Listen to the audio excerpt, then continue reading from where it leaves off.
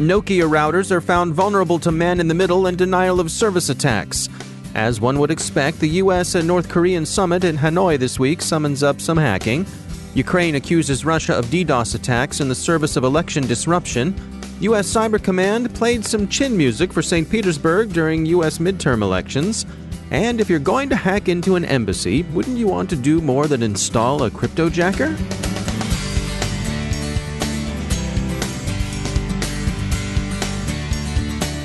Now I'd like to share some words about our sponsor, Akamai. You're familiar with cloud security, but what about security at the edge?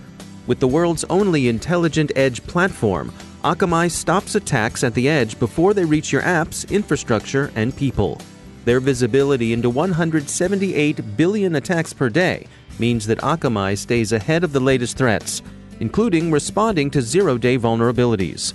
With 24/7 365 Security Operations Center support around the globe and over 300 security experts in-house, Akamai surrounds and protects your users wherever they are, at the core, in the cloud, or at the edge.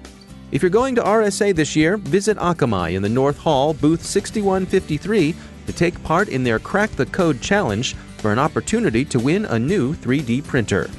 Akamai, intelligent security starts at the edge. Learn more at Akamai, that's akamai.com/security. And we thank Akamai for sponsoring our show.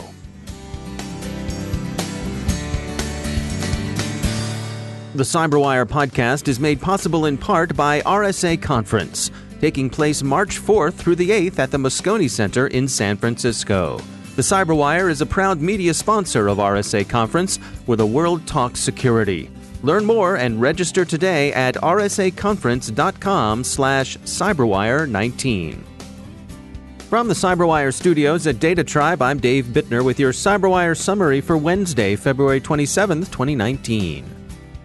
Maryland-based Tenable Research announced this morning its discovery of 6 vulnerabilities in Nokia routers that could allow an attacker to launch man-in-the-middle or denial-of-service attacks, modify or log network traffic, and spread malware into places that were previously secure. One vulnerability permits an attacker to disable the firewall and access a telnet service by sending a modified HTTP request. Another allows for stack buffer overflows or arbitrary code execution. Tenable also found hard-coded root credentials in SSH and telnet services. The researchers say that Nokia is working on a fix. If you're a user, keep an eye out for patches. U.S. President Trump and North Korean unique leader Kim Jong-un are meeting for their summit in Hanoi, and predictably the sessions have attracted the attention of hackers. The hackers in this case are probably working for Pyongyang. EST Security, a cybersecurity company in the Republic of Korea, has come across a spearphishing document last week that poses as an invitation from the Korea-U.S. Friendship Society to a meeting in Seoul regarding the Trump-Kim summit. The company says the malware delivered is associated with North Korean hackers. CrowdStrike's Vice President of Intelligence Adam Myers told Cyberscoop that it's observed the same document lure being used by a suspected North Korean threat actor it calls Velvet Chalima. A Chalima is an East Asian Pegasus, much used as a symbol of heroic success in North Korea. The researchers don't reveal who was targeted by the spearphishing, but Cyberscoop notes that North Korean state-sponsored hackers have been known to go after analysts and experts in Korean affairs. The retail industry faces significant challenges fighting payment fraud as more and more of our transactions move online. Payment systems need to strike a careful balance between keeping our information safe, but not slowing the transaction down and inconveniencing the customer or merchant. Randy Vanderhoof is director of the U.S. Payments Forum and the Secure Technology Alliance. There's a lot of new technology that's being introduced to address fraud in the online space. Some of the tools have been around for a number of years, but weren't particularly effective or well implemented, that are now going through a revision and a refreshment, which are promising to be much more effective.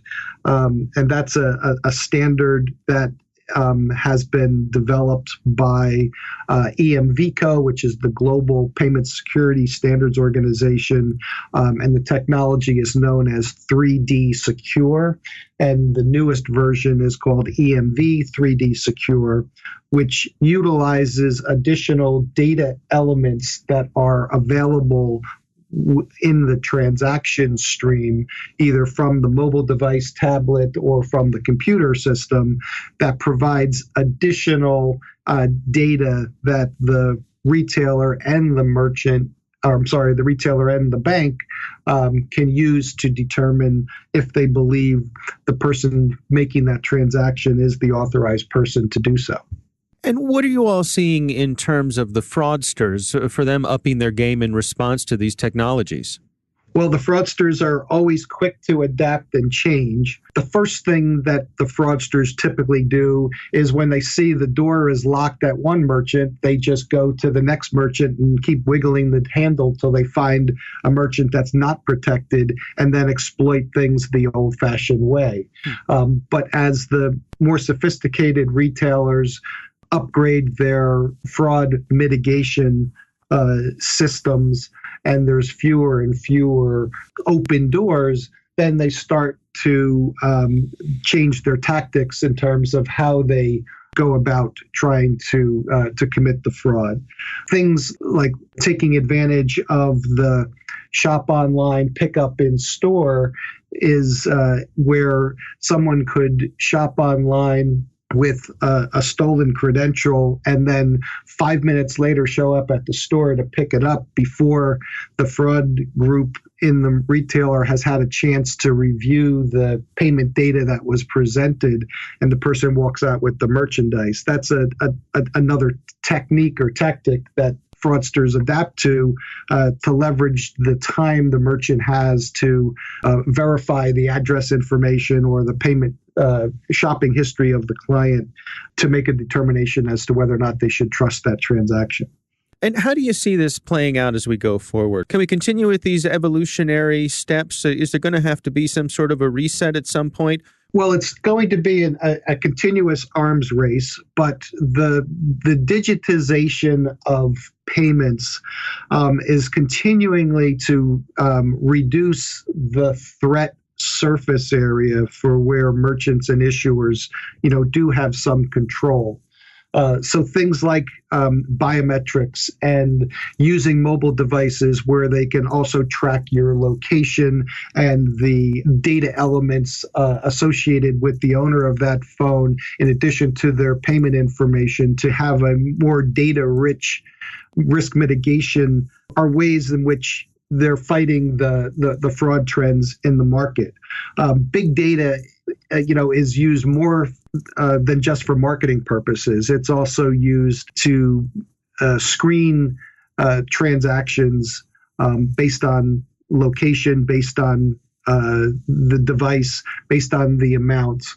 And with that data plus other knowledge-based resources that merchants and issuers can tap into about address and phone number and other past experiences, all are helping to manage the risk. But with each additional step that is taken, the concern is that we don't add additional friction to the checkout process.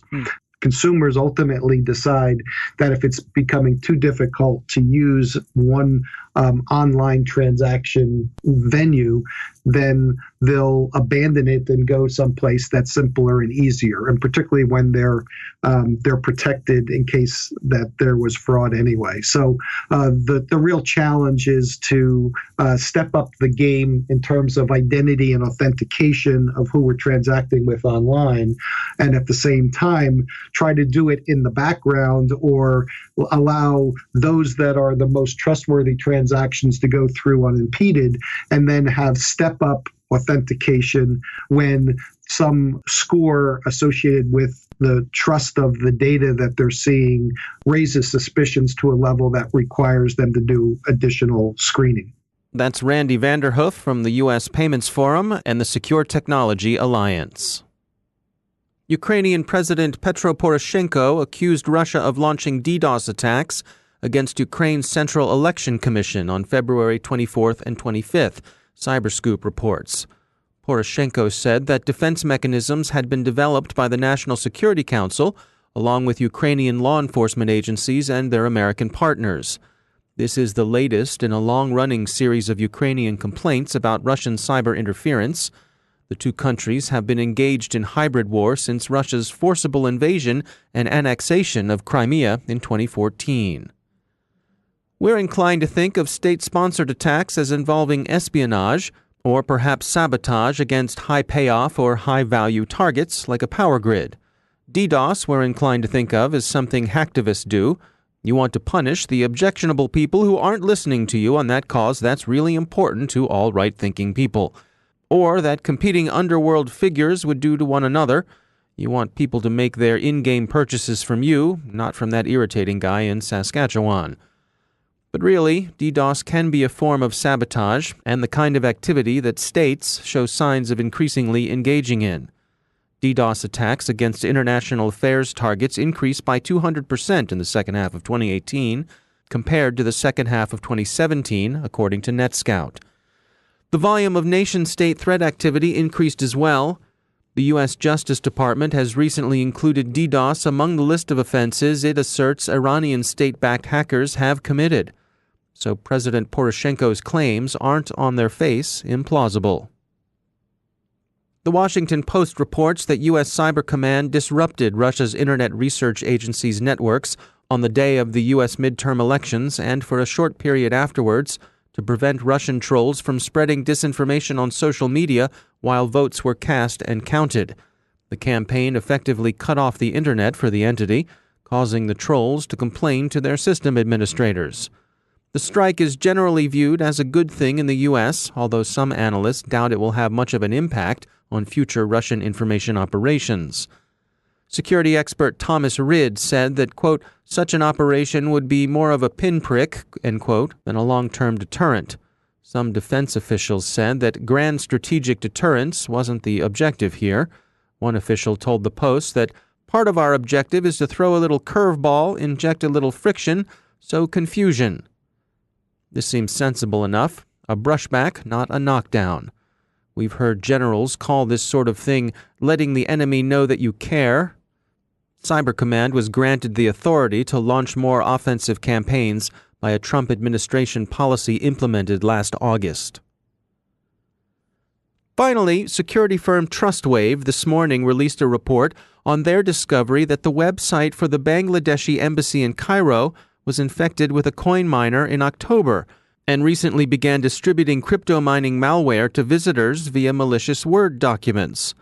The site is still compromised, so steer clear. Researchers don't believe a nation-state is behind the activity due to its lack of sophistication, but they say it serves as a reminder that even low-skilled attackers can hack important government sites. It's worth noting the pettiness of compromising such a site for crypto mining purposes. It's more Boris and Natasha than Jim Angleton, and even Fearless Leader would probably call Boris out for it. But please, Madam or Mr. Ambassador, look to your security, wherever your embassy may be. And now, a word from our sponsor, LookingGlass Cyber Solutions. Cyber threats are a risky business. Criminals are taking bigger risks than ever before to acquire your organization's sensitive data. As pressure increases, you need a partner to help manage and control your digital business risk. Slide into LookingGlass's booth number 2327 in the South Hall at RSA Conference 2019 to hear how you can better manage your organization's risky business by leveraging their 20-plus years of investment and tradecraft for an outside-in view of your security posture. Or step away from the hectic expo floor for a demo tailored to your business needs in the LookingGlass meeting suites at the Marriott Marquis. Reserve your demo and learn more about LookingGlass at RSA Conference or visit their website, lookingglasscyber.com. That's lookingglasscyber.com. And we thank LookingGlass for sponsoring our show.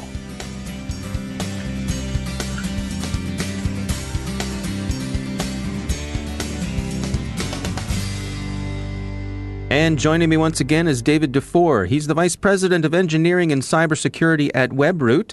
David, it's great to have you back. You have some exciting news to share on the business end of things. A few changes going on there at Webroot? Yes, quite a few. First of all, it's glad to be back here, David. Webroot is in the process of being acquired by Carbonite, and we're very excited about that. So take me through, what is that like for you and your team? When something like this was announced, first of all, did you know it was coming? Were there inklings of it, or was the rumor mill running, or was it pretty transparent? So it was kind of a surprise for us from the engineering side. I think a lot of times engineering teams are heads down, focused on their product development and things like that. And we don't spend a lot of time looking at the business or even, businesses working with other businesses. So I don't want to say it was a surprise in the sense that, someone came along and was interested, but I don't know that we were ready for, the announcement, and it did surprise us to some extent. Yeah. So, but what's the mix of emotions there? Like you mentioned that you're excited about it. I would imagine if it were me, there'd be a certain amount of anxiety there too, because nobody likes change.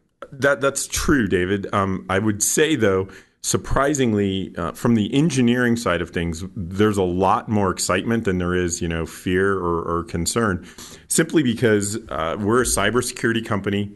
And as you know, since I've been on the program, I almost always in the program with one of the main things you can do is back up a computer to prevent attacks and to recover. And so as cybersecurity experts, we're super excited to be working with and working for a company that provides that service, because it's a fundamental thing to being secure. And on top of that, we're very complementary from a product perspective. So the engineering product org isn't feeling a lot of concern, because we build endpoint solutions, cybersecurity solutions, DNS, things like that. And where their focus has primarily been on data protection.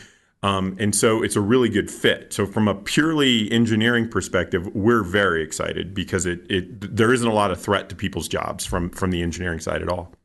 So what are the things that you're excited about? What will this allow you to do? Does it mean a greater access to funding or resources? What are you pumped up about? Well, yeah, I'm sure now I'm going to have people on the bench, tons more resources, all kinds of money, nothing, nobody's going to care about lighting cigars with $100 bills. Exactly. Yeah. No, I'm fairly certain we're going to still be running a tight ship as we have moving forward. Carbonite's a publicly traded company. So I think one of the big changes for us is we're going to kind of be under the microscope on our product focus, how we're delivering, where we as a private company have had the luxury of keeping that kind of stuff quiet.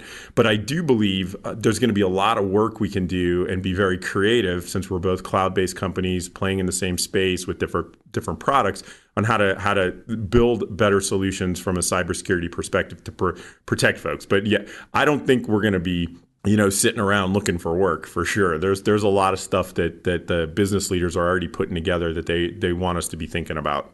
Now, from your position as a team leader with the folks that you work with, how do you manage a transition like this yourself? How do you communicate to your team what's coming, what to expect, and to keep people's spirits up and their anxiety down?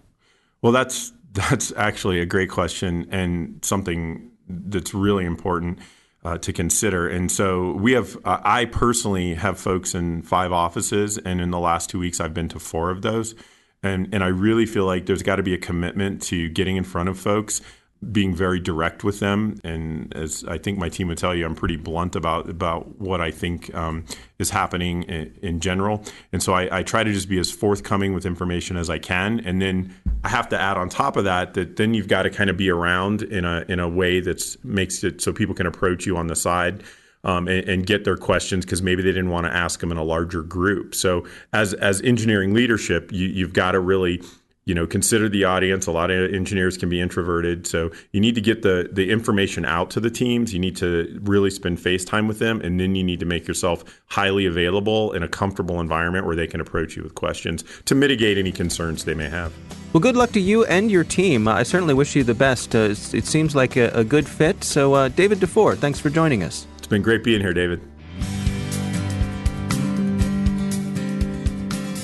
And that's the CyberWire. Thanks to all of our sponsors for making the CyberWire possible, especially our supporting sponsor, Observit, the leading insider threat management platform. Learn more at observit.com. The CyberWire podcast is proudly produced in Maryland out of the startup studios of Data Tribe, where they're co-building the next generation of cybersecurity teams and technology. Our CyberWire editor is John Petrick, social media editor Jennifer Ivan, technical editor Chris Russell, executive editor Peter Kilpie, and I'm Dave Bittner. Thanks for listening.